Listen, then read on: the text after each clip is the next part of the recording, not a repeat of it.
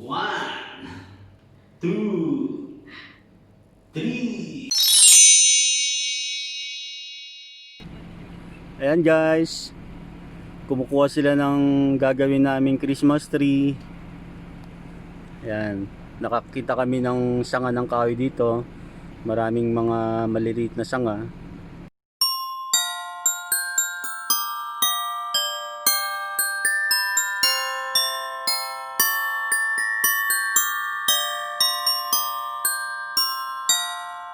Ang ginagawa mo? Gagawa ng DIY Christmas decors. Uy, Luna! Tutulungan ka nga ni Luna. Don't do that. Ayan, tumutulong sila. So excited na po sila na... Excited na sila sa Christmas box. Excited na sila na akyatin yung Christmas tree namin.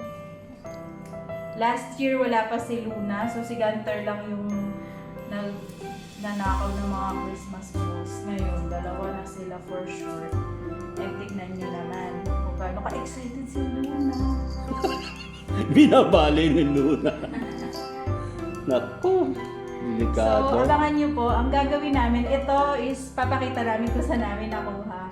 Ako lang namin to sa street. May naglinis ng garden nila and dry na yung mga ano ba ang tawag dito? Sanga. Sanga.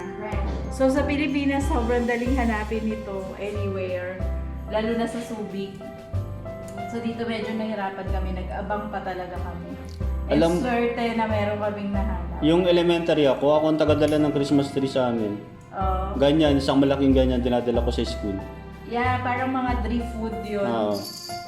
Hi everyone! So, kanina pinakita ko sa inyo na tinatanggalan ko ng ano nga yun? Tinik.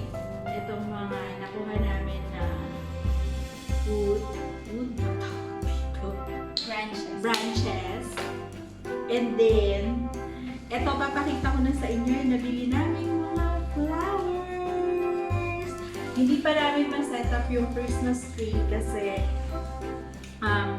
lilipat kami ng bahay. Kailangan natin siyang i-paint. Look, you like it? Yeah. Feels right. Is it gold or It's bronze? this one. Ayan. Pink bronze. Okay. I think ako magagawa ko ng white.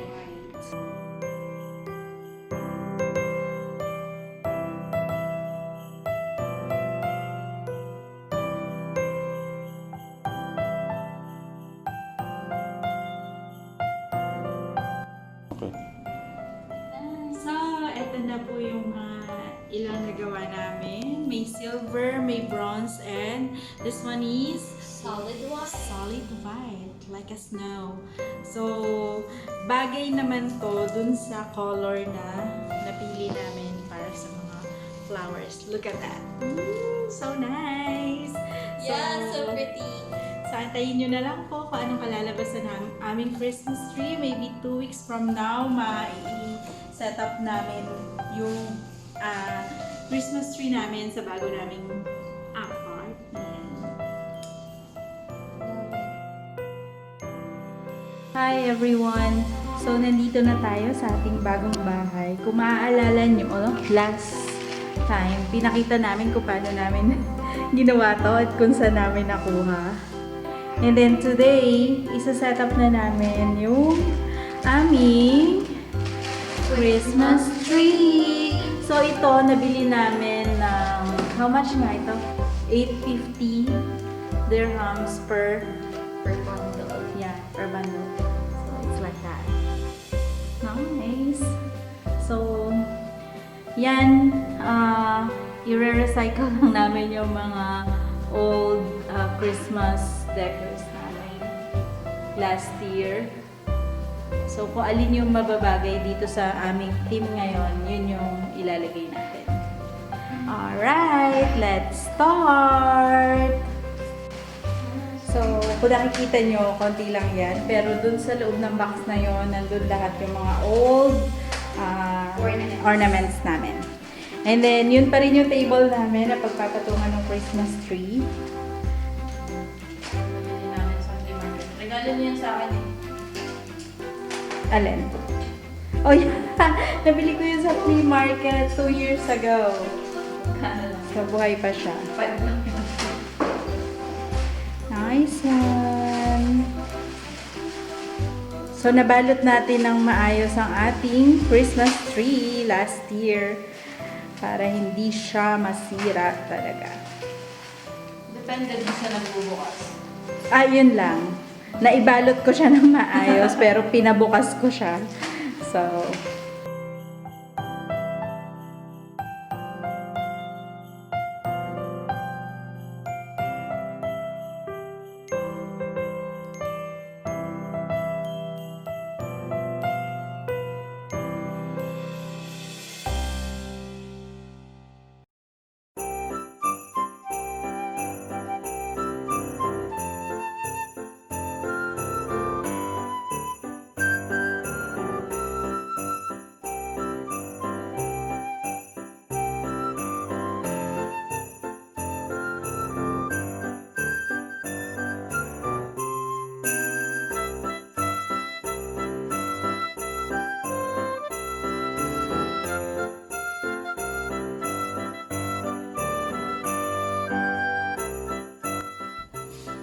ayan na.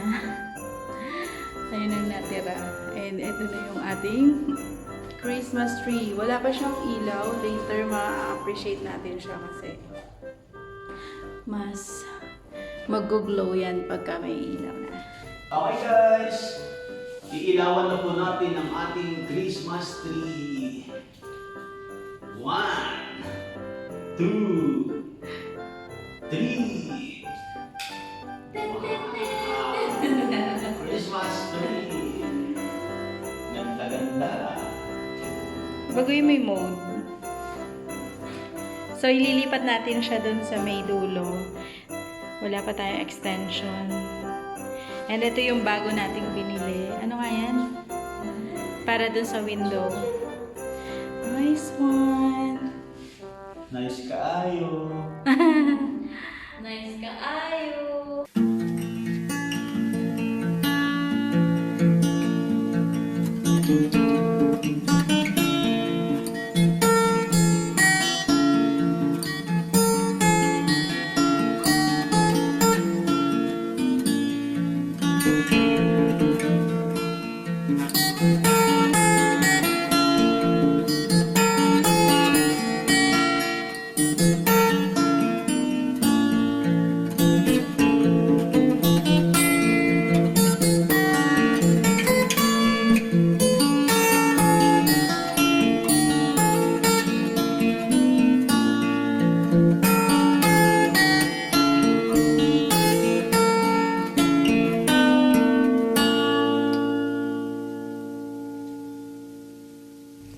Unicorns. Unicorns.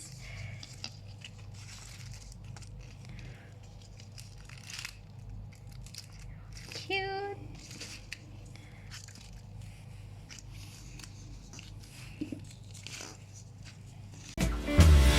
Your beautiful smile